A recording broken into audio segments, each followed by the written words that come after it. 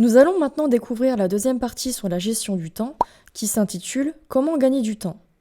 La durée de cette partie est estimée à environ 10 minutes. Dans cette partie, nous allons faire un tour d'horizon des outils pratiques qui permettent de gérer son temps. Vous pourrez ainsi choisir ceux qui vous conviennent le mieux. Bien utiliser ces outils vous feront gagner du temps, même si vous avez l'impression d'en perdre sur le moment. Une première étape dans la gestion du temps consiste à s'organiser de façon stratégique afin de planifier les tâches à réaliser par la suite. Organiser et planifier votre travail permet ainsi d'éviter la surcharge dite cognitive, c'est-à-dire le fait de devoir traiter en même temps plus d'informations que le cerveau n'est capable de le faire. Les oublis, les erreurs de date, le mauvais stress. Enfin, cela vous amènera à répartir le temps entre chacune de vos activités et surtout vos priorités. L'organisation et la planification ont généralement pour but de s'imposer une assiduité au travail, une des compétences implicites qu'un étudiant doit rapidement acquérir, visualiser les différentes tâches à effectuer selon ses objectifs et dates butoirs, se consacrer à l'essentiel et ne pas s'éparpiller dans des activités futiles. Quels sont les outils vous permettant de mieux vous organiser tout au long de l'année ? Le planning à long terme. Une des premières stratégies d'organisation consiste à avoir une vue d'ensemble des différents attendus de vos cours et des travaux à réaliser tout au long de l'année. Le planning à long terme est l'outil idéal pour cela. Il permet d'être proactif, c'est-à-dire acteur de votre apprentissage. Vous pouvez ainsi anticiper le travail à effectuer et faire les recherches complémentaires au cours. Exemple de planning à long terme. 1. Commencez par vous renseigner sur les travaux à effectuer durant les semestres. 2. Informez-vous sur les types d'évaluation, synthèse, résumé, questions de cours, etc. 3. Rassemblez et analysez les différents documents et supports disponibles pour réviser, vidéos, cours, livres, etc. 4. Identifiez les travaux à effectuer quotidiennement ou avant chaque séance de TD, comme les notes à relire. 5. Réfléchissez aux supports de mémorisation les plus efficaces pour vous, en fonction des matières, résumés, cartes mentales, fiches de cours, etc., avec une date butoir pour les réaliser. La matrice d'Eisenhower. Elle permet de distinguer l'urgence de l'importance des tâches, car tout au long de l'année, vous aurez des imprévus à gérer. À noter toutefois que cet outil peut aussi s'utiliser sur le court terme. La matrice permet de prioriser vos tâches et de vous concentrer sur l'essentiel. Bien souvent, nous considérons que l'urgence est prioritaire, or ce n'est pas forcément le cas. Effectivement, les tâches urgentes ne sont pas toujours importantes, et dans ce cas, elles ne nécessitent pas systématiquement d'action immédiate. Elles sont donc à planifier. Le but de la matrice est donc de trier les tâches dans l'un des 4 cadrans selon l'urgence et l'importance. À savoir que les 2 critères qui distinguent l'urgence de l'importance sont l'implication, c'est-à-dire la qualité et le temps accordés dans l'exécution d'une tâche, les répercussions du report de la tâche, c'est-à-dire les conséquences sur l'atteinte de vos objectifs. Les 3 autres cadrans composant la matrice sont les tâches urgentes et importantes. Elles sont essentielles et doivent venir en tête de vos priorités. Ce sont des tâches à réaliser tout de suite. Les tâches non urgentes mais importantes. Ces tâches sont à planifier car elles conditionnent votre réussite. Elles peuvent avoir des répercussions sur l'atteinte de vos objectifs. Enfin, les tâches non urgentes et peu importantes, ce sont des tâches que vous pouvez laisser de côté pour l'instant et qui n'auront pas forcément de répercussions sur l'atteinte de vos objectifs. Quels sont les outils de planification du quotidien et comment les optimiser ? Les outils essentiels de la planification sont nombreux. Nous allons commencer par un des plus anciens, l'agenda papier. Voici une liste non exhaustive des avantages et inconvénients de celui-ci. Parmi les avantages, l'agenda papier permet de noter les tâches quotidiennes heure par heure avec une vue d'ensemble des activités par jour et par semaine. Il peut être personnalisé et visuel en utilisant par exemple plusieurs couleurs, des images, etc. En outre, pour certains d'entre nous, écrire peut permettre de mieux mémoriser ce que l'on a à faire ou faire naître des idées. Enfin, l'agenda papier ne manquera jamais de batterie. Il y a aussi quelques inconvénients. Il peut être volumineux, il ne dispose pas d'options pratiques comme un agenda électronique, on peut manquer d'espace selon le modèle utilisé, et si on le perd, il n'y a pas de sauvegarde. L'agenda électronique, quant à lui, a pour avantage de ne pas prendre de place puisqu'il est électronique. Il peut apporter une vue d'ensemble plus large de vos activités, il présente pléthore d'options, rappel automatique, planning partagé, etc. On peut aisément en faire des sauvegardes. En revanche, l'appareil peut manquer de batterie et ou de connexion Internet, la vue d'ensemble n'est pas toujours bien lisible. Comment construire son planning? Qu'il soit électronique ou papier, l'agenda vous permettra d'organiser vos différentes activités. Commencez par placer les temps contraints, transport, job étudiant, faire à manger, préparation de la veille pour le lendemain du sac de cours par exemple, et les temps pour les besoins physiologiques, sommeil, pause déjeuner, autres pauses, qui sont en général fixes et quotidiens.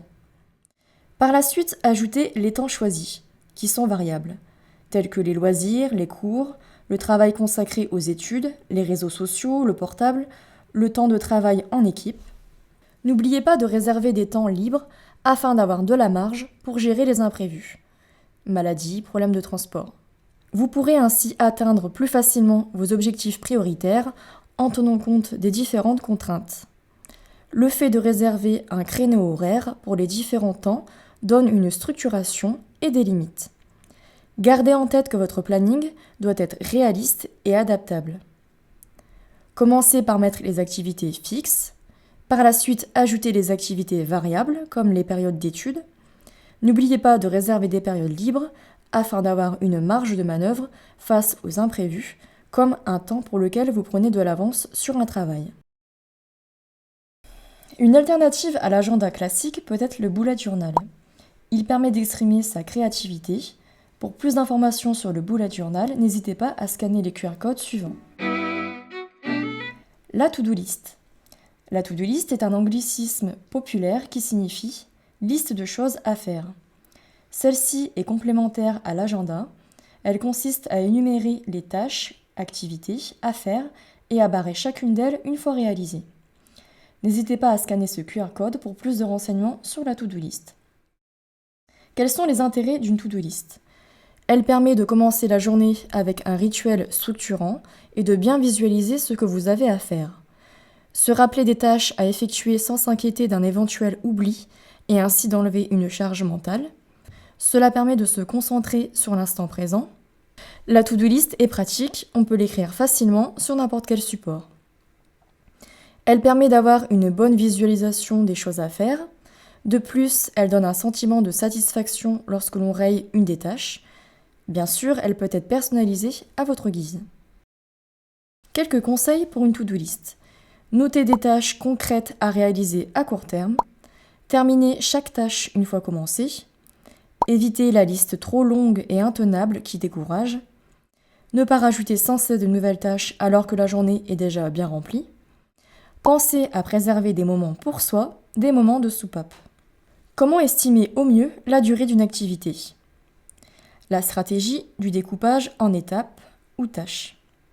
Il n'est pas toujours simple de respecter tout ce que nous avions prévu de faire en temps voulu. Effectivement, vous pouvez peiner parfois à bien estimer le temps consacré à une activité. Les recherches montrent qu'il est plus efficace de répartir un peu de travail chaque jour plutôt qu'une grande quantité en une seule fois.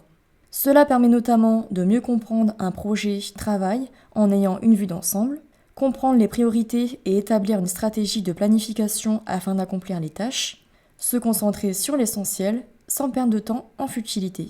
Entretenir la motivation à chaque petite étape accomplie, rendre un gros projet ou un travail plus concret. Comment mettre en application la stratégie de découpage en étapes grâce aux objectifs SMART ? La méthode SMART est issue de la gestion de projet. 1. Pour commencer, identifier les grandes étapes de l'activité. 2. Pour chaque étape, lister toutes les tâches à accomplir en utilisant les objectifs SMART. Il permet de se fixer des objectifs précis et vérifier régulièrement si vous les avez atteints. 3. Enfin, définissez la nature des tâches, travail de groupe, analyse, recherche de sources bibliographiques, etc., leur durée et leur chronologie. 4. Vous pourrez ensuite les planifier et ainsi avoir une vision d'ensemble de votre projet. Concernant la deuxième étape, SMART est un acronyme qui signifie spécifique, la tâche doit être précise et simple. Si l'objectif est trop large, vous vous disperserez. Exemple, réviser les pages 15 à 30 du chapitre 3 du cours de français. Mesurable, la tâche doit être concrète, avec un objectif spécifique à atteindre. Il faut donc déterminer un indicateur mesurable. Une personne externe à votre projet doit pouvoir vérifier que votre objectif est atteint. Atteignable, l'objectif doit être accessible, mais il ne doit pas être trop facile à atteindre non plus. Sinon, l'intérêt du challenge est perdu. L'objectif est personnalisé, à votre portée, il correspond à vos compétences. Réaliste, il convient de réaliser un inventaire des ressources et freins, le temps, les ressources, les moyens, pour atteindre cet objectif. Il faut ensuite réfléchir aux moyens de lever les freins sans pour autant y passer trop de temps.